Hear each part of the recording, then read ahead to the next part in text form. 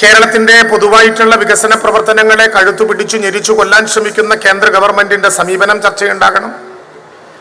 8.5 വർഷക്കാലമായി കേരളത്തിൽ ഇടതുപക്ഷ ജനാധിപത്യ മുന്നണി പൊതുസമൂഹത്തിന്റെ മുമ്പിൽ അവതരിപ്പിക്കുന്ന വികസനത്തിന്റെ സമാനതകളില്ലാത്ത സാധ്യതകൾ ചർച്ച ചെയ്യണം.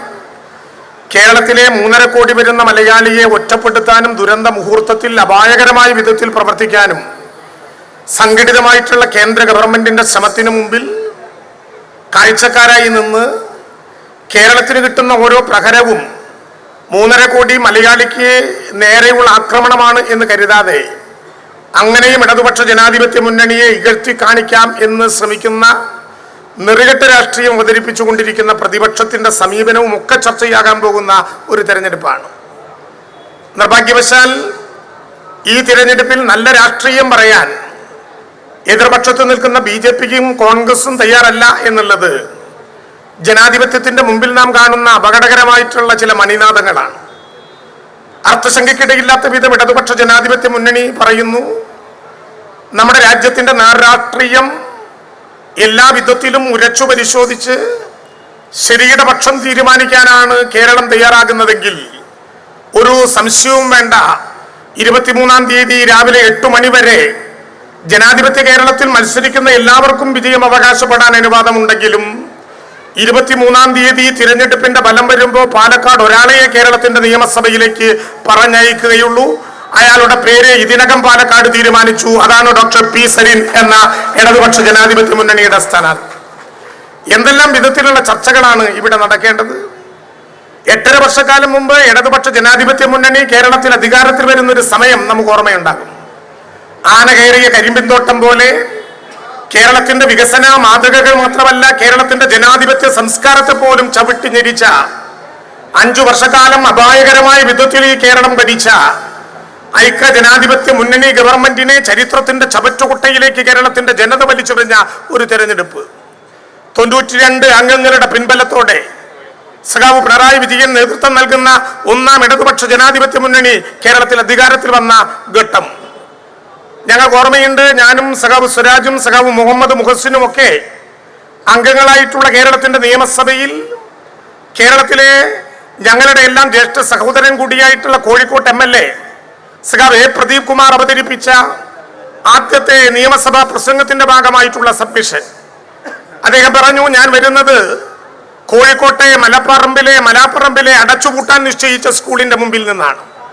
മലാപ്പറമ്പിലെ ഒരു സർക്കാർ വിദ്യാലയം ലാഭകരമല്ലെന്ന പേര് പറഞ്ഞ് കേരളത്തിലെ ഗവൺമെന്റ് അടച്ചുപൂട്ടപ്പെട്ടതിനെതിരെ എല്ലാ വിധത്തിലുള്ള മനുഷ്യരെയും കൂട്ടിച്ചേർത്തുകൊണ്ടുള്ള വലിയ സമരത്തിന്റെ പന്തലിൽ നിന്നാണ് കേരളത്തിന്റെ നിയമസഭയിലേക്ക് ഞാൻ എത്തിച്ചേരുന്നത്. കേരളത്തിലെ ഇടതുപക്ഷ ജനാധിപത്യ മുന്നണി ഗവൺമെന്റിനോട് ഞങ്ങൾ അഭ്യർത്ഥിക്കുന്നു, ഈ കേരളത്തിൽ ഇനി ലാഭനഷ്ട കണക്കിന്റെ പേരിൽ ഒരു പള്ളിക്കൂടവും അടച്ചിടാൻ പോകുന്ന സ്ഥിതി ഉണ്ടാകരുത്.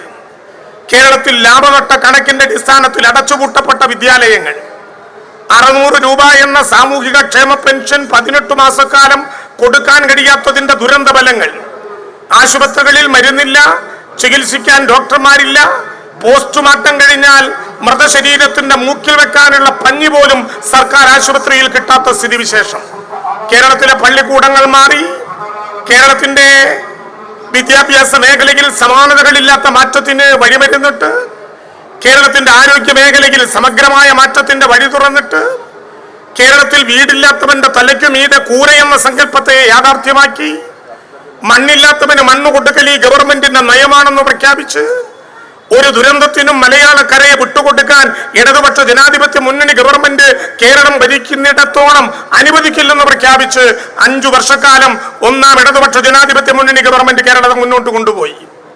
കേരളത്തിൽ ആരംഭിക്കപ്പെട്ട പൊതുവിദ്യാഭ്യാസ സംരക്ഷണ യജ്ഞം, കേരളത്തിൽ ആരംഭിച്ച ആർദ്രമെന്ന ആരോഗ്യ പദ്ധതി, കേരളത്തിൽ ആരംഭിച്ച ലൈഫ് എന്ന ഭവന നിർമ്മാണ പദ്ധതി, കേരളത്തെ ആകെ മലിനീകരണത്തിൽ നിന്ന് രക്ഷപ്പെടുത്താനും കൃഷിയിലേക്കും സമഗ്രമായ വെള്ളവിധാനത്തിലേക്കും കൊണ്ടുപോകാൻ തീരുമാനിച്ച ഹരിതം, ആ ഗവൺമെന്റിലെ മന്ത്രിയായിരുന്നു സഖാവ് AK ബാലൻ.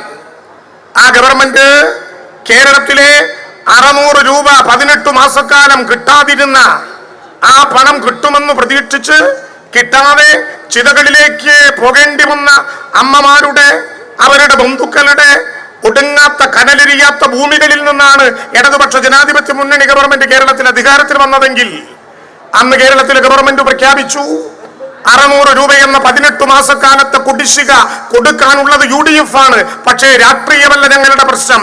കേരളം ഇടതുപക്ഷ ജനാധിപത്യ മുന്നണി അധികാരമേൽപ്പിച്ചിരിക്കുന്നു. 18 മാസക്കാലത്തെ കുടിശ്ശികയും ഞങ്ങൾ കൊടുത്തു തീർക്കും. 18 മാസക്കാലത്തെ കുടിശ്ശിക ഞങ്ങൾ കൊടുത്തു തീർക്കും എന്ന് മാത്രമല്ല, കേരളത്തിലെ 600 രൂപയുടെ പെൻഷൻ പ്രകടന പത്രികയിലൂടെ ഞങ്ങൾ വാഗ്ദാനം ചെയ്തത് 1000 ആയിരുന്നുവെങ്കിൽ ഇന്ന് കേരളത്തിലെ സാമൂഹിക ക്ഷേമ പെൻഷൻ 600-ൽ നിന്ന് ഒരു മാസവും മുടങ്ങാതെ 1600-ലേക്ക് കൊണ്ടുപോയതിന്റെ അനുഭവങ്ങൾ കേരളത്തിന്റെ മുമ്പിൽ അവതരിപ്പിച്ച ഗവൺമെന്റിന് ഇന്ത്യയുടെ മുമ്പിൽ ഒരു പേരേ ഉള്ളൂ, അത് ഇടതുപക്ഷ ജനാധിപത്യ മുന്നണി ഗവൺമെന്റ് എന്നാണ്. കേരളത്തിലെ കോൺഗ്രസ്, കേരളത്തിലെ BJP പലയിടത്തും ചോദിക്കുന്നുണ്ടല്ലോ, നിങ്ങൾ 5 മാസക്കാലത്ത് പെൻഷൻ എന്തേ കൊടുത്തില്ല? ഇവരുടെ പ്രസംഗം കേട്ടാൽ തോന്നും അവർ ഭരിക്കുന്ന എല്ലാ സംസ്ഥാനങ്ങളിലും ഈ പണം മാസം തോറും കൊടുത്തുകൊണ്ടിരിക്കുന്നവരാണവർ. അല്ല. കേരളത്തിൽ ഇടതുപക്ഷ ജനാധിപത്യ മുന്നണി ഗവൺമെന്റ് ഭരണമേ ഏറ്റെടുത്ത് 102 മാസമാണ് അക്ഷരാർത്ഥത്തിൽ തികയുന്നത്. ആ 102 മാസത്തിൽ 97 മാസക്കാലവും മുറ തെറ്റാതെ സാമൂഹിക ക്ഷേമ പെൻഷൻ കൊടുത്ത ഒരു ഗവൺമെന്റിന് 5 മാസക്കാലത്തെ പെൻഷൻ കൊടുക്കാൻ പ്രത്യേകമായ ഏതെങ്കിലും വിരോധം കേരളത്തിനോടുണ്ടോ? ഉള്ള കാലത്ത് ഉള്ളതിനേക്കാൾ നന്നായി കൊടുത്ത ഗവൺമെന്റാണ് ഇടതുപക്ഷ ജനാധിപത്യ മുന്നണി ഗവൺമെന്റ്. പക്ഷേ കേരളത്തിൽ ഇടതുപക്ഷ ജനാധിപത്യ മുന്നണി ഗവൺമെന്റ് ആരംഭിച്ച 4 മിഷനുകളെ, കേരളത്തിലെ പാവപ്പെട്ടവന് കൊടുക്കാൻ നിശ്ചയിച്ച സാമൂഹിക ക്ഷേമ പെൻഷനെ, കേരളത്തിലെ ഭൗതിക സാഹചര്യങ്ങൾക്ക് മാറ്റം വരുത്തിയ കിഫ്ബിയെ, എന്തിനേറെ പറയുന്നു, കേരളത്തിലെ പാവപ്പെട്ട സർക്കാർ സ്കൂളിലെ കുട്ടികൾക്ക് കൊടുക്കുന്ന ഉച്ചക്കഞ്ഞി പോലും മുടക്കാൻ ബോധപൂർവമായ പരിശ്രമങ്ങൾ ഈ കേരളത്തിൽ നടത്തി കേന്ദ്ര ഗവൺമെന്റിന്റെ നേതൃത്വത്തിൽ.